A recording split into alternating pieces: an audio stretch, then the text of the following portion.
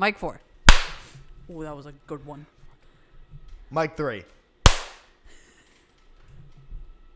was like, all right, damn it, I have to be better now. I feel like my growl from my voice being fucked up is I feel like I could pull off a Blackthorn really well right now.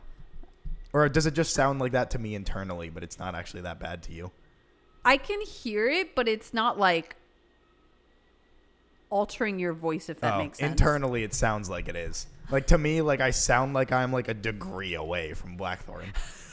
No, that man, I don't even know how he gets his voice that, like, rugged. Yeah, like, because, you know, obviously yeah, your internal voice is different. My internal voice sounds like I'm literally a degree away from being like, you fucking cock-sniveling Catholics.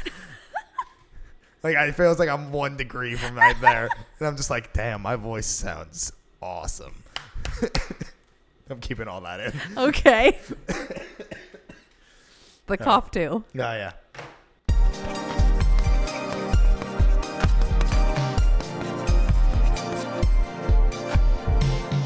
Hi, we're the Vaguely Animated Podcast. I'm with the host is Evening Michael, followed by other host. Damn it, I said evening. Sage. That's me. Culture Corner. We're probably going to be talking about movies, TV, and also fashion real quick again, like our last episode. Yeah. Because me and Sage had a... All right, so it started off with me talking about Jurassic World. Yeah. And bringing up that Bryce Dallas Howard is in heels the entire time. Yeah. Which, it's not me being like, this fucking woman in heels. It's fucking absurd. It's more just like, why was that a character choice? That just seems uncomfortable for the actor to be in heels the entire time. Yeah. And then outrun a T-Rex in heels. But like, then it got into the conversation of Sage being like, heels make you look good. Why wouldn't you want to be in heels? Yeah. But like, also, I will say, especially for like the beginning of the movie, because like she doesn't change her outfit the entire movie. Not at all. I think the only thing that changes is she takes off. She puts it into a thing. She like that's my go. She like undoes her blouse. Yeah. Which that does make sense to me because that hyper buttoned up is like uncomfortable and it does like slightly restrict you. So undoing it makes sense. She undoes it and then ties it like under. Yeah, because you don't want it flapping around. Yeah, and he's like, "What's that supposed to mean?" It means, and she's like, "That means I'm gonna go." Yeah. Yeah. But my whole thing about like her in the heels, I will say, one, she's wearing reasonable work heels, 3 inches, maybe 4 if we're going like on the extreme. And they're rounded, if I remember correctly, a rounded toe pump. Sure. Which I don't, like, you would think this wouldn't make a difference whether it was a pointed toe or a rounded toe. I mean, no, it would definitely. But I know how shoes work. But it does make a big difference. And the 3-inch rounded toe work pump, not like a sexy stiletto, but a work pump, is surprisingly comfortable. And if you're a woman that wears heels regularly, I know everyone's like, oh my God, she's outrunning this T-Rex in high heels. Yeah, I mean, if you wear heels regularly, day to day, you can do literally anything in them. I used to wear heels every single day, varying like heel thickness as well, every day. Variety of height, all that, because one, I don't like flats. I refuse to wear them. But I am just anti-heel in general. You could do a full-on sprint in the heels and be okay. Look, again, it's not even a conversation. My point isn't even like she outrun a T-Rex in heels. It's fucking stupid. I think it's more funny than anything. Yeah. But like that's just the situation. Yeah. But no, it's not even that. It's my point then became that I think heels are just stupid, and I will forever hold that opinion because back in like high school-ish time, I was like kind of seeing this person, doesn't really matter. But the point is, I was in the city and we were walking back from somewhere and we were like, let's just say it was like 6 blocks from the car. And we got like a block in and she was like, my feet are killing me. I cannot be wearing these heels. And I was like, okay, well, I know you're not going to walk barefoot, and I don't want to make you keep walking. You just want to like, wear my shoes. And she was like, that'd be great. So I gave her my shoes, and then I just walked like 5 blocks in socks in the city, and that sucked. And so then it was like, so from that point on, I'm just like, nobody should wear heels if they're that uncomfortable. You should be able to walk any point from A to B and be comfortable. And if wherever that distance is, you're not going to be comfortable, you shouldn't be wearing whatever that thing is.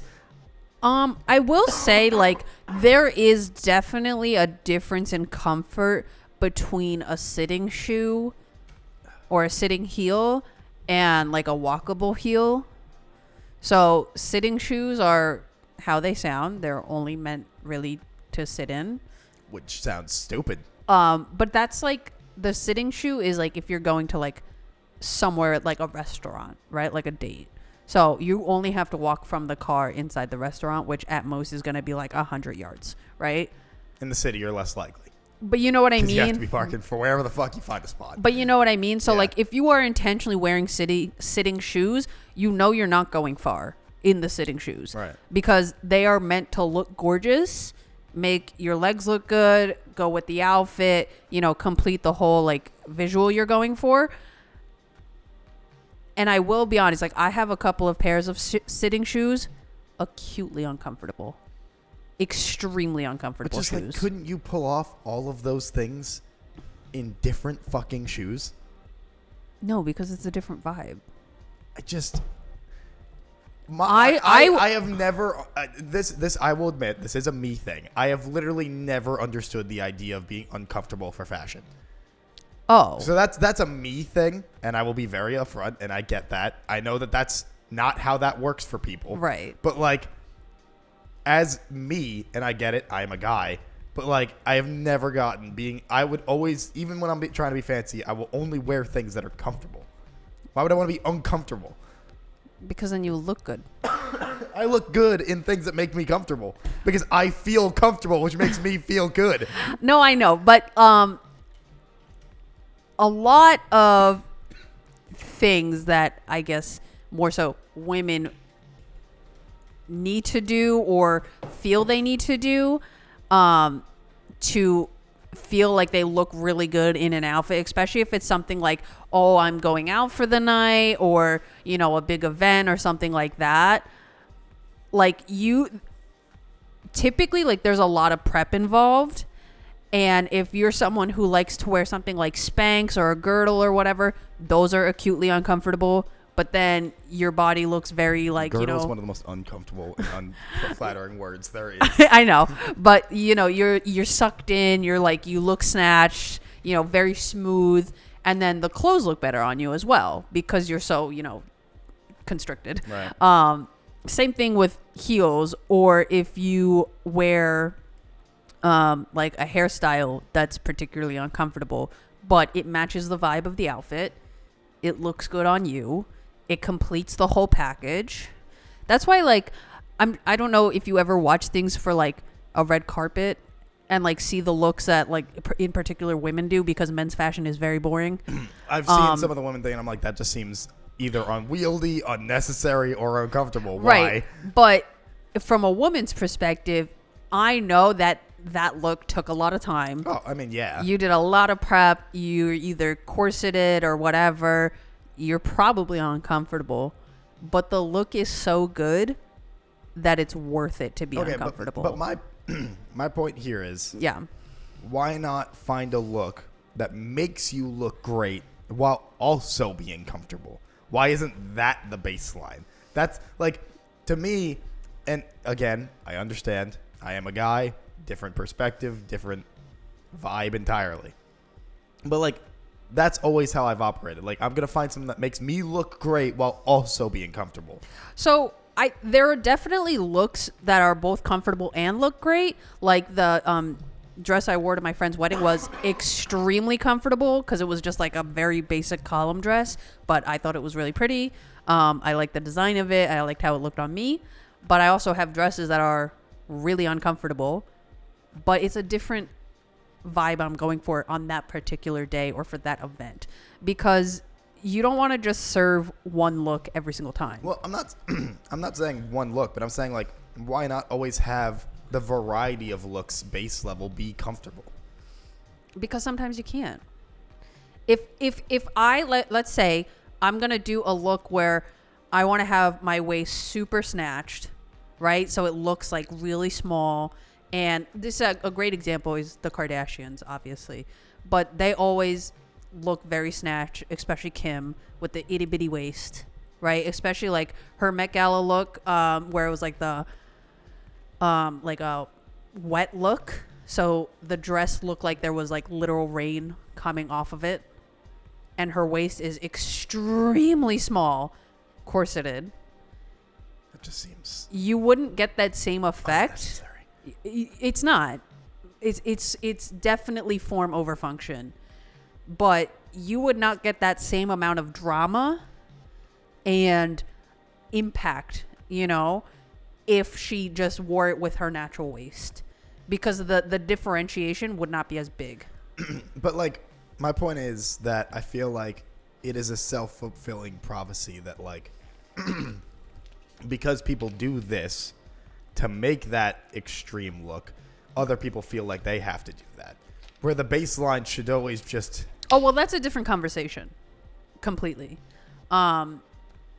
If we're talking strictly fashion and wanting to be fashionable... Yeah, I'm not talking high fashion. No, I know. So even just regular everyday streetwear...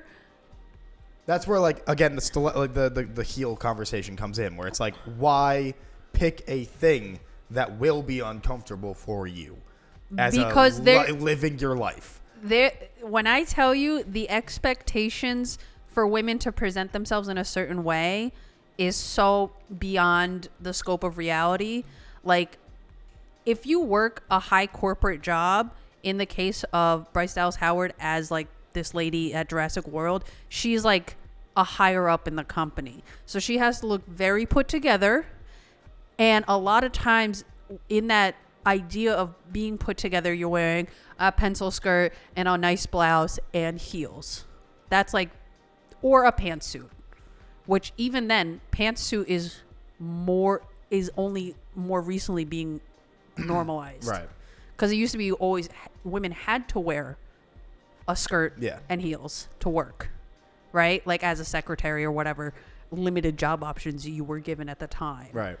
So when women were like, okay, this is what we have to wear, we might as well wear it in a style that we like. So the thing about heels or wearing clothes that are uncomfortable but do add to the look, it's so intrinsically tied to, I think at least, the female experience, in that you want to feel good about yourself, yes, but you also want other people to say you look good. And because, especially now, like, we're fed this constant stream of what looks good, and you want to emulate that, you will do that, even though you will be uncomfortable, but you are going to feel good about yourself because you think you're serving a look. Other people are going to tell you look great, so you'll feel even better, boost your confidence, So the next time you go out, you want to replicate that. Because who doesn't want to be told that they look good every single day? But wouldn't you want to hope that, like, you get told you look good while being comfortable? So you're not, like, sitting there like, God, I feel great about myself. Also, I wish I could breathe. Or I wish my feet weren't killing me. Yeah, that would be ideal, but that's not the world we live in. Because clothes that are comfortable, a lot of times, like, when I was working in the city and I had to wear more like a corporate style look, right, I had comfortable options that met that, but they look frumpier because they're not as well fitted. They are a little like looser or bigger or, harder to style with other pieces because they don't match the same vibe. There's different levels of an aesthetic, if that makes sense. Right.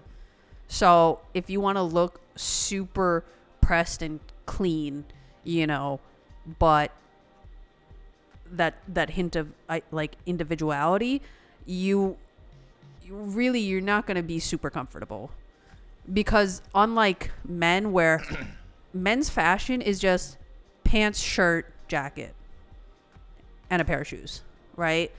Men's fashion is and has been non-revolutionary for a long time because men have decided this is what we like. It's comfortable for us. And we have decided this is what looks good. So then, like, why not have that same level for women? And by I say what's not, well, obviously, we just talked about in the last episode that women's fashion is stupid because fashion people decide to make it that way. That's not on you. But, like, it just seems like at some point you'd hopefully reach the point, I guess, where you're saying, like, men's fashion is just...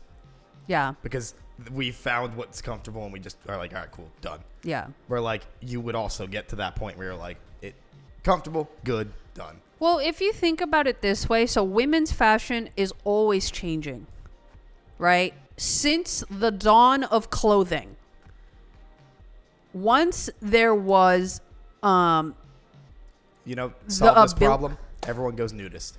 Once there was the ability to make clothes in a way that wasn't just shirt pants, right? Or whatever the simplest tunic would be. Right. The second you can have embellishments and shapes and things like that, you get the evolution of fashion. And women's fashion has truly never been about function. So if you ever see like an older painting and the woman, she's wearing a corset or she has a huge bustle. Yeah, the giant like hula skirt or thing, they're wearing, hats. like the French caps, which are like super tight headpieces, things like that. Or even if we go to like more contemporary modern times, when you would have like the very extreme shoulders in the 80s or super big hair that takes a lot of time to achieve. Right. It's not because it is functional. It's just because that's what's trendy. And if it looks good on you, you want to do it because you like it. Right. It's not about being functional all the time. Like I, for the most part, dress functionally for work and my day-to-day life because I work outside. I'm not impressing literally anybody. Right. You know what I mean? I don't work in a hyper buttoned up office. Right. So for me, I don't have to even think about it. I just throw on not the same one, but you understand, almost like a uniform. Pants, work shirt, jacket. Yeah. Because that is what fits into my lifestyle. But when I want to go out and look nice, that's when I'll put on the heels, put on the tight dress or whatever it is, earrings, jewelry, do the hair. It's a different thing. Because when you want to present yourself, that's when you're going to put in the effort and you are willing to be uncomfortable.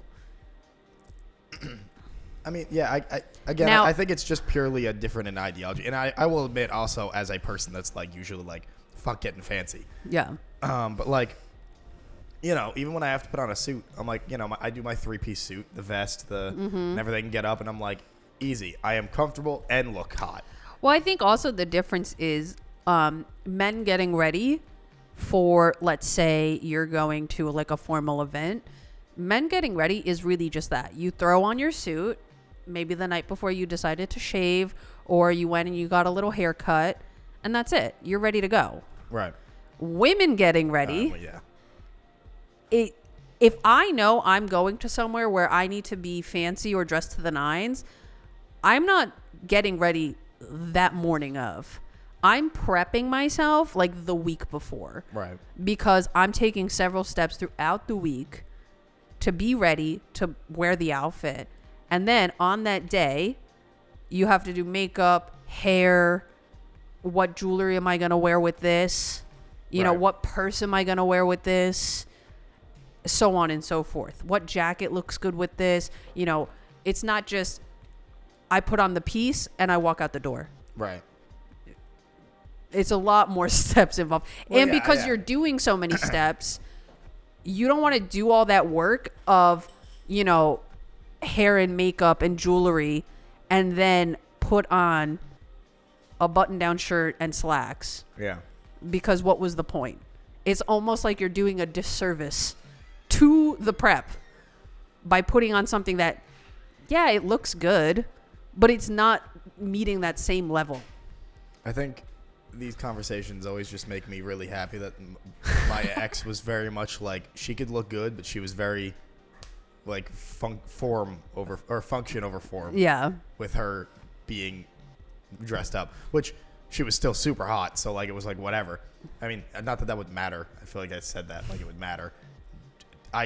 But like, again, I think that's also a different perspective because I'm like, I'm dating her and I'm like, hey, you're hot literally no matter what. Yeah. So difference. But, I don't know. I think it's just like, I'll just always have a permanent disconnect with women's fashion where I'm like, or fashion in general, to be fair, but like women's fashion especially, where I'm like, I just don't get it. Yeah. Because my brain is like unable to figure out a reason that you would want to wear something for hours that would make you uncomfortable when you could just choose to not. And I know you just explained it, but it's like my brain, like, I just like where I could not understand making that distinction, where it's like, I'd rather have people complimenting me on something that I picked and put together that I had done all the stuff for in which a way to make me still be comfortable and look a way that I want to be presenting. Right. But again, I understand that's just like a difference. Yeah, I think there's definitely... And I'm not a girl, so I have no basis to even form that opinion. Because I don't have the problems you have to deal with it. I was going to say, I think there's definitely a disconnect between like the average male versus the average female in terms of not even understanding, but like appreciating what can be done. Because most men, they are jeans and a t-shirt year round. You throw on a coat in the cold seasons. Yeah. That's the only distinguish, right? Women were like, oh, I want to wear florals for the spring. Florals for spring? Sorry. But you know what I mean? Like, you want to wear pastels and things that are very soft for springtime because that goes with the mood of spring. Right. Summertime, you want to wear things that are, comfortable, but still make you look good because it's just too hot. Fall time, that's when you can play with layers, the riding boots, this, that, the other thing, different jackets, scarves, stuff like that. And then wintertime, you can really introduce layers because it's winter and it's cold. I think like women dressing themselves throughout the year looks very different than men dressing themselves throughout the year. I mean, yeah. And it's just the different market, I think, as well. Because men's fashion, like I said, has not really changed basically ever. Yeah, I mean, I think it's also because most men will not want to put up with dealing with something that would make them uncomfortable. I would agree with that. I think the extent of uncomfortableness men are willing to put up with usually are shoes. I was going to say. Dress shoes usually always suck. Yeah. I luckily found a pair of dress shoes that I liked that didn't make me feel like I wanted to fucking cut my feet off. Which, again, was like my due diligence of finding a pair of shoes that I could wear for hours at a wedding, dancing, doing whatever, and still be comfortable. Right. Because I was like, I refuse to wear a pair of shoes that I won't be comfortable in. So I like looked for like 2 days to find a pair of shoes that I liked. Yeah.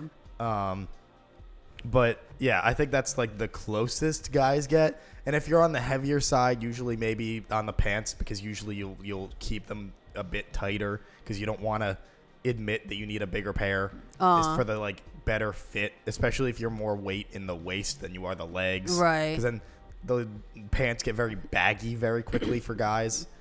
But yeah, I think for the most part, it's usually either the waist or shoes. And past that, you're usually fine. Yeah. I have worn a vest that's been uncomfortable, but that was more just like I couldn't get one that was for me more than anything else. Yeah. I don't know. It's past that, ties. Ties? Because you have to do the full button up and... Oh, yeah. With the top button. Top button usually always sucks. It feels weird, right?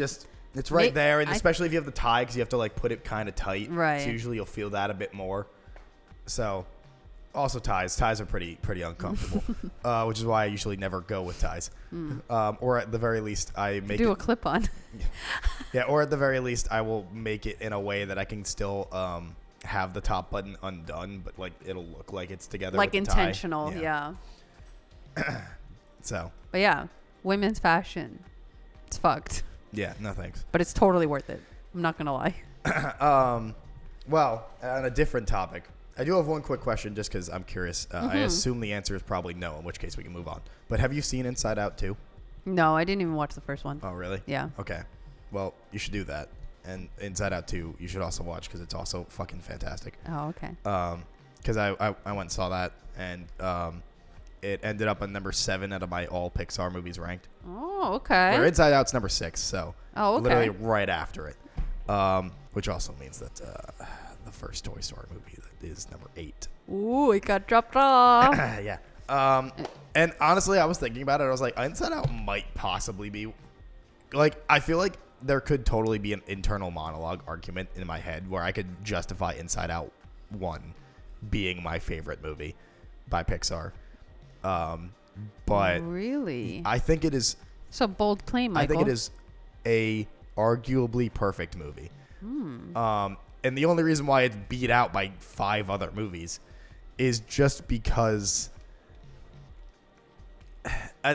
they're all like the other 5 I also view as basically perfect. Right. And it's just like, I guess what, you could what argue about it inches it above? I think that's yeah. It's like, because like Incredibles is my number 1 because I think Incredibles is a fucking perfect movie, banger movie, absolutely incredible. And you don't say. Yeah.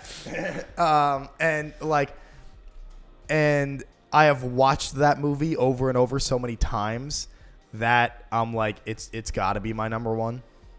And same with Monsters Inc. Why Monsters Inc. is like my 3rd. I feel like I've just watched that movie. I feel like The Incredibles hits every time. Yeah. And like same with like Monsters Inc. It's so good. We're like, and then so my top 6, if we're including Inside Out, is Incredibles, WALL-E, Monsters Inc., Incredibles 2, and Coco. Incredibles hits every time. I've watched it a billion times, so it'll probably always stay number 1 just for how long it has been in my life and how many times I've watched that movie and still been in love with it. Yeah.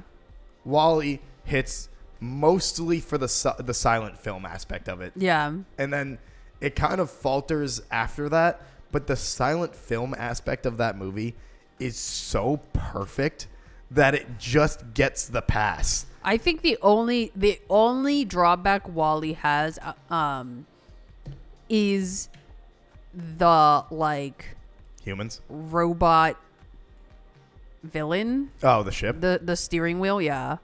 I think that's like I don't even really mind the humans, to be completely honest. I think they're okay. Like I think they're okay. I will say if they chose not to have them, I would not miss anything. Yeah. But I do think because Wally and Eve are so dynamic and have so much personality, I just think the steering wheel falls a little flat. Yeah. Especially because like that's our only real like villain, if you will.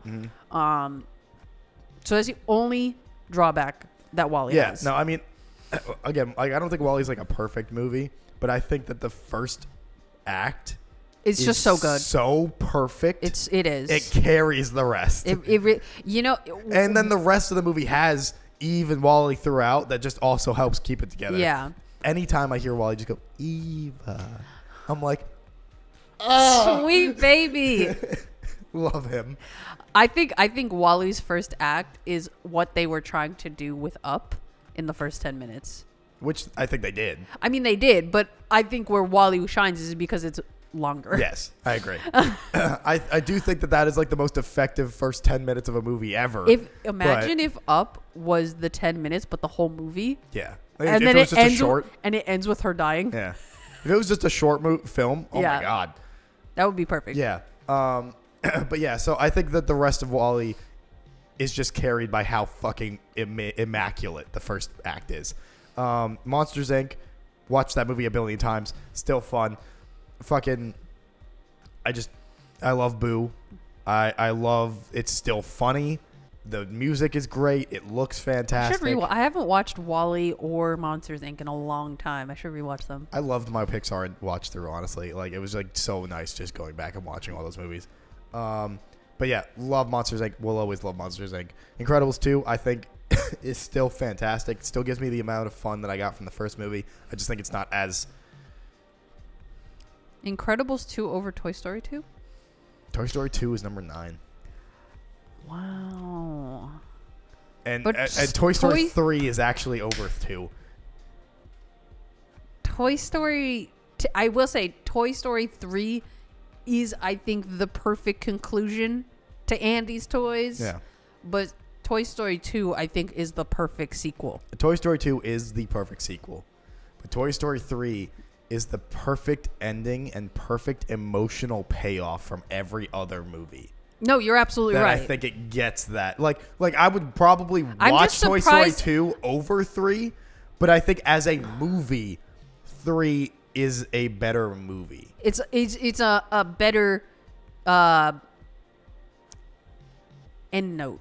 Yes. Like it encapsulates everything that was set up previous. Like in the same vein that like my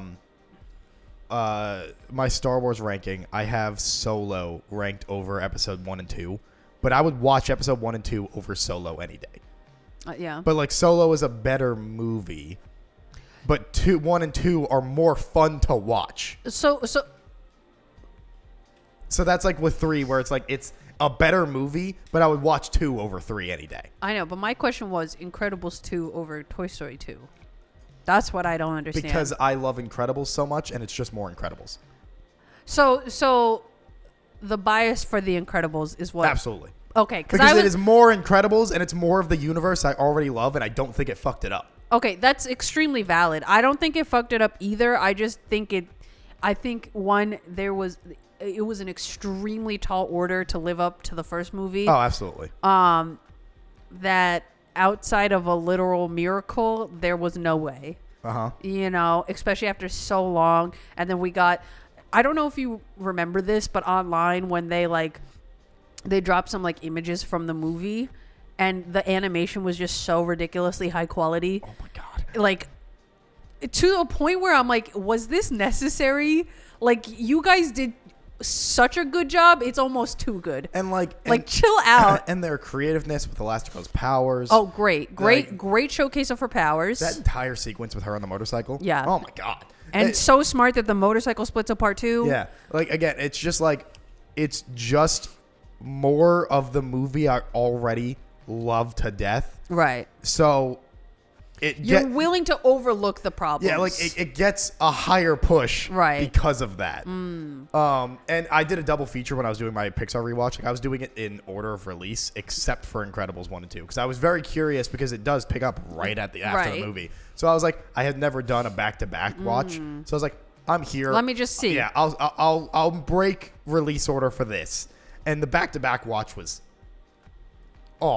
perfect because it's just literally Incredibles continues. Yeah. And you're like,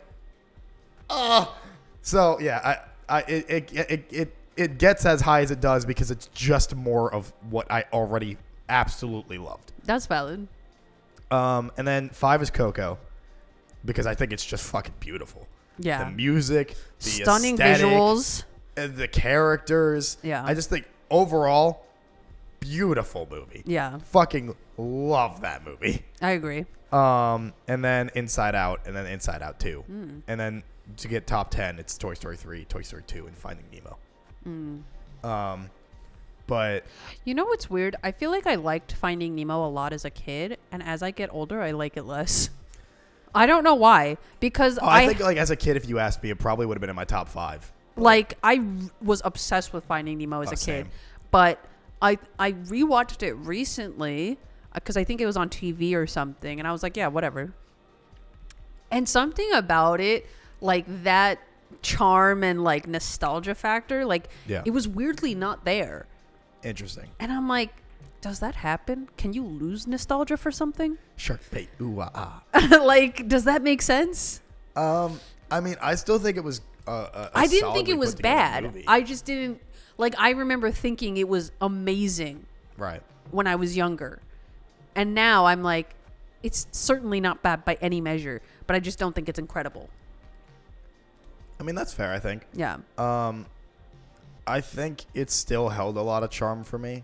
So I still had that nostalgia for it. That it was. I feel like I only have nostalgia for the Tank Gang. Cause like the fish in the beginning of the movie and like the fucking jellyfish or little octopus or whatever the fuck she is. Yeah. Like the fish in the beginning are just such pieces of shit. I mean, they're kids. I'm like, I'm over you. Yeah. I still think there are great moments. The moments with the sharks, with Bruce and them, the jellyfish field, the whale, like the turtles and the I do still love the turtles. Yeah. Like there's a lot of just genuinely beautiful scenes. Yeah. I will say it still looks gorgeous. Perfect. It looks so good. Yeah.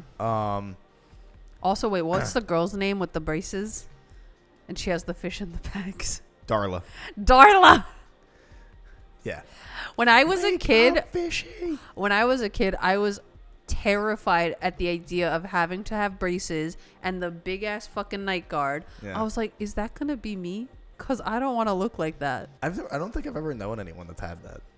Me neither. But I guess they don't do it all the time. I think they only have it as like a nighttime thing now. I was gonna say I think it's more like for extreme, like an extreme case. Yeah, of like bad teeth or something.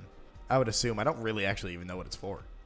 Me neither. I guess I can but it used to like when I tell you, I was like, I don't want that to be me. And then I never had to get braces, so I was good to go. What is it called? A night guard? I didn't think so. Because I feel like I've seen something similar and they called it a night guard before, but maybe I'm wrong. Did you have braces? Yes. I only had them for 6 months because I needed. My jaw was too small, so my teeth were crowded. So they gave me a palate expander. Ooh. But they gave me one that was like a retainer, so they didn't have to put it in my mouth permanently. It like popped in and out. Oh, like literally like a retainer. Yeah, like I know. I just popped it in. I think my brother had one of those too. Greatest fucking thing ever, because most people I knew that had to get palate expanders, they had to like fucking put it in their mouth. Wire them in. Yeah, and they were like, maybe yours wasn't so bad then. Yeah, because I know on like a milder case they'll give you the removable one. Yeah. I don't remember how long I had that, but I had it I think for a little while. And after I was done, it had basically straightened my teeth out almost perfectly. And they were like, we just need to put braces on just to finish it off. And literally 6 months. And then they were like, you're good, done. Yeah. Which was nice. Although I don't wear my retainer at all ever. But I remember like years afterwards, I found it, I cleaned it up and then to see if it would still fit, and it still fit. So I was like, all right, good. Cool. I guess I'm good. Well, I guess your palate wouldn't shrink back down now. Well, technically, it's the teeth more that like the teeth wouldn't be in the same spot, so it wouldn't fit right. Because the retainer is just meant to keep them in line. But it was but I mean like because the crowding was caused. Oh yeah. From the palate. Yeah. I don't think that would be a problem once you corrected the palate. Yeah. You know what I mean? Because it's not like you had fucked up teeth. One tooth, like let's say you have one missing, so the teeth shift to fill that gap. Right. It's not like that. Did we find out what it's called? Yeah, it's to guide the growth of the face and jaw. It's I guess something if you're not growing correctly, it's meant to like if your jaw force move the teeth properly. Is like too set in. Yeah, maybe. No, I think it would be that because you would get it when you're younger, so it's meant to you're not growing correctly. Oh. And they need to force it in a way. I guess. Anyway. Yeah, one of my friends had that, but they caught it like late, where her jaw was growing like crooked, but it was too late in terms of like the development of the bone, so they had to break the jaw and then reset it in line. So she had to have her jaw wired shut for 6 months. Oof. I do at one point. I'm missing one of my wisdom teeth, my bottom left, and so my top left will keep growing down. So at some point I'll have to get it removed, which is probably. I was gonna say, did you not get them removed No, because they weren't crowding or causing any problems, so they were like, you don't need to. But I do probably now because my tooth is now lower than the rest Everything of my teeth on the else. top, and so sometimes when I'm talking, like in a way, my jaw will move, my lower jaw, it'll like hit the tooth, not in a way that's Oh. painful, it's just like. Bleh. Yeah, but that I feel like that could become uncomfortable. Yes, so I do have to go and do that at some point, probably sooner fun. than later. But yeah, but anyway, yeah, I was just the rest of the movies too. I'm like I'm so annoyed about Pixar though recently because as much as Inside Out 2 is fucking incredible and they should make movies like that, I'm sad that the lesson because they were already going to back away from the like personal stories like Turning Red, Elemental, and Soul. Luca. Because they didn't do well. But they didn't do well because they only put them on streaming. I was And going then to they put them say, in theaters years later. I feel like that's such an unfair argument too, because what do you expect? Yeah, so they're like, we're gonna focus on franchises that'll make us money, and they're like, so we're gonna do sequels, and then Inside Out 2 comes out and it does fucking phenomenally. And it's Right. like, of course, it should because it's incredible, Right. but you're gonna take the wrong lesson that sequels are the only way to make money. Well, wasn't Elementals in theaters I think before streaming? I thought it came out on streaming first. No, I think They this didn't was. market it very well either, I think though. it was post COVID. Maybe. Like theaters were open when that movie came out. They marketed it terribly. Yeah. I will be honest, but also from what I've heard, because I did not watch it, but a lot of like YouTubers that I watch who I think have like good Good takes, were just saying like it just feels very trite. It's very mediocre. It sucks that it is a very personal story of the director, and yet I walked away from it being like, I feel like this is a very cliche movie.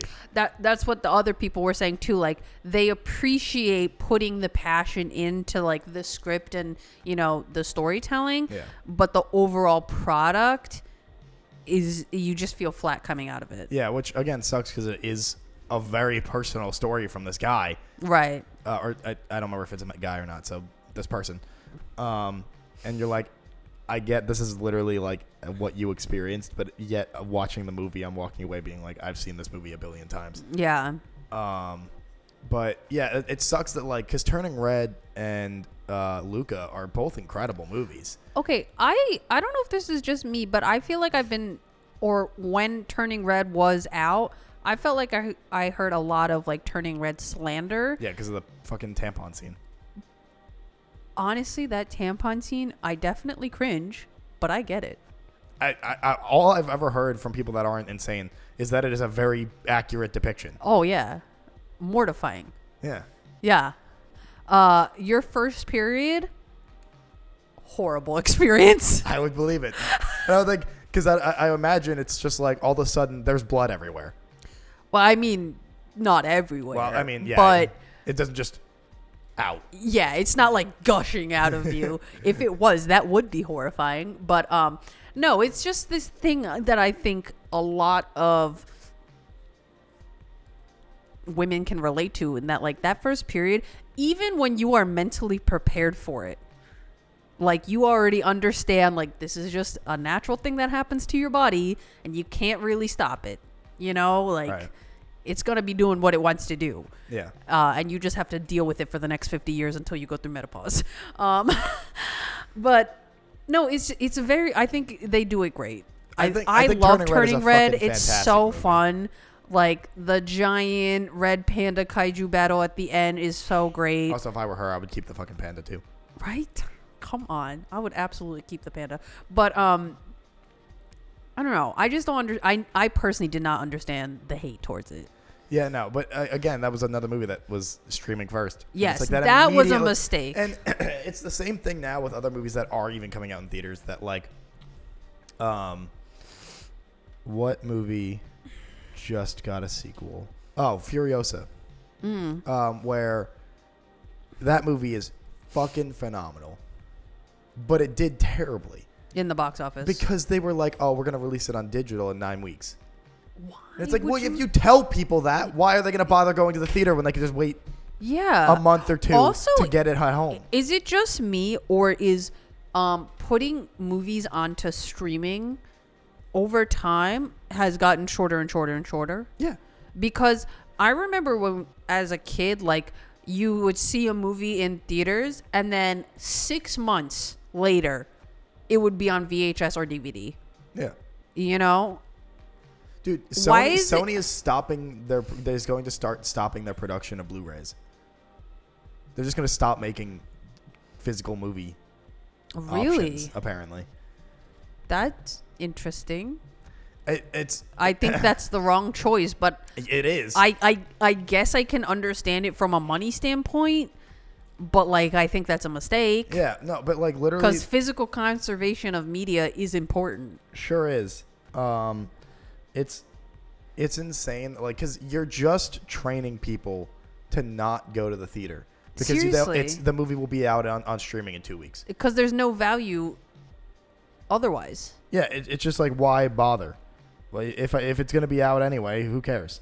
And I'm trying to find what the other movie was that I remember seeing recently that was like another big Or movie. do you think it would be a thing of, instead of training people not to go to the movie theaters, but also like you would have to purchase to view the movie at home? Like, you remember when Mulan, the live action Mulan, was coming out, and Disney Plus was like, oh, it's COVID, pay us $30 to watch this movie. Oh yeah.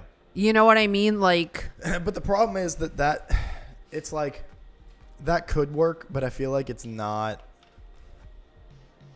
I don't know. I think that could work, but I don't want that. I want to go to a theater. right. I think the difference is, especially with $30 at my own house, that's ridiculous. Like, for some reason, not for some reason. I mean, it's weird because for video games, I'm more likely to do it. But for movies, I don't want to own it digitally. I'd rather have the fucking physical, because you don't own things digitally. Right. You own the license to borrow it. Right. And they can at any point be like, anyway, it's gone. Yeah. And that's the same with video games too. I don't know why it feels more acceptable for like everybody to be like, yeah, we can do it that way. But well, I think it's also just because of the way gaming is set up now. Different conversation.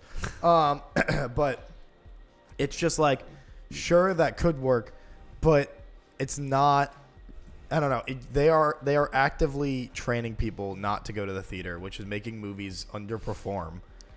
Which is ironic because they're also spending $1 billion. unbelievable amount of money in producing these movies, and then when it quote unquote flops, because of course you're not going to make that money back. Yeah. Like, everyone and their fucking mother would have to go see the movie on the opening week. Not every movie needs to be $300 million. No, it doesn't. No movie should be $300 million. I truly do not understand why studios decided this was the trend they needed to go on, because it only hurts the studios. Yeah. What you should be doing is spending $300 million on 10 movies and giving them all $3 million or $30 million. I was like, Yeah, your $30 math is million. wrong. So, like, instead, that would make more sense. I say we need to bring back the 2000s, like, mid-tier movies. We do. But the problem is that the mid-tier movies made their money in DVD sales. Literally, that was like a whole conversation Matt Damon had with like an interview he had, because he's very in the industry, and he was like doing this, like he was talking about this time he was doing like this middling movie in the 2000s, and he was like, what's the point? And he's like, and they're like, because even if nobody sees it in the theater, it'll come out on DVD in 6 months, and then you make more than the money back in DVD sales because people are just going to be like, oh, what's this? Never seen this. I'll buy this. Right. But that doesn't exist anymore. Right. So you don't make the money back. And also, I think there's a difference because DVD releases now, it's like $20. Yeah. DVDs used to be $10, unless you wanted the Blu-ray and you felt you needed to be fancy. But now you need to get the Blu-ray, basically. That's why, and the Blu-ray is even more expensive. Well, yeah, because Sony is the only one that makes them. Right. These bastards. Yeah, the Sony owns a monopoly on Blu-rays because they're the ones that fucking made them. Unlike DVDs where they could be made by anybody. Right. It's just no fucking shit. Every movie is gonna underperform. Not only because you're making the budget so fucking massive, but because you're training people not to go to the theater because it'll just be out at their home in X amount of weeks. So why bother? Yeah. And it's like, so the only people going to the theater for the most part are people that like going to the movie theaters. I think Oppenheimer did it right because Oppenheimer didn't come to streaming. Not just, I can purchase it digital to watch it, but it didn't come out on streaming till like 7 months after the fact. Yeah, or what they need to start doing is accounting for the box office money in sales via digital for like the first month that it's available on digital or something. Yeah, I agree. Because it's just like you got to change the method if you're going to keep doing it. Yeah. But like, I don't know, movies should still go to theaters and they should have a theater run for like 2 months. 2 months, and then you could have the movie come out on digital 2 months after that. Yeah. Because then there's a big enough break in between when the movie was first released in theaters. So, like, the people who are really interested in it will watch it right away. And then you'll have your stragglers. And then it comes out on digital for purchase. You'll get more money. And then 2 months later, you put it out for streaming. Yeah. Why am I telling studios how to make money? Because they don't know how to do it right.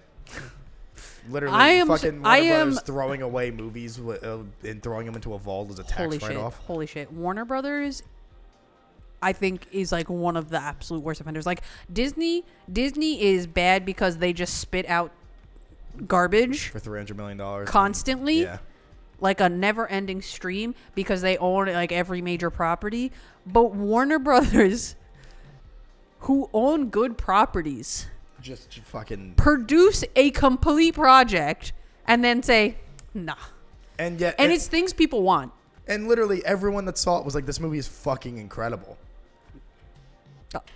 I think Warner Brothers, they are beating themselves to shooting themselves in the foot. They really are. Like, it's absurd. It's fucking insane. Also, speaking of Disney, are you watching The Acolyte? Yes. What are your thoughts? I think it's fun. So, I am not a Star Wars nerd that will get mad at anything. I am also not a Star Wars nerd. Literally, me and Anthony, every time a new episode comes out, me and Anthony are like, or I go to Anthony, I'm like, hey, new thing people are mad about just dropped, and he's like, all right, let's watch the episode and see how wrong they are. I am also not a Star Wars nerd. Anthony is. I am. And he doesn't give a shit. I'm very much willing to be on the fly. Like, you want to change the rules. For the most part, that's fine. Yeah. Especially when it comes to like force powers, because the force is just unexplained magic. Uh-huh. My only thing that I noticed was weird about this show is every single conversation is shot reverse shot. Okay. I noticed it the other day while I was watching it with Mark, and I was like, and it's not like it's just when Amanda Stenberg is on screen because she's playing two characters, which then it would make sense, even though I think it's a little cheap on Disney's part that you wouldn't put her on screen twice. I mean, yeah, but whatever. Like, you guys have infinite money. You could work a little harder. That doesn't bother me. It was so... You know why it was distracting me? Because I noticed it first because it was a very awkward scene, the way they had it blocked. And then the way they were doing the shot reverse shot was really awkward. And it was very obvious that it's Amanda as one character, and then you have a body double as her second character. Mm-hmm. They just, in my opinion, most of it was not fluid where I could believe she was both people at the same time on screen. What was this episode, the newest episode? I think it was episode 5 or 4. I can't remember now.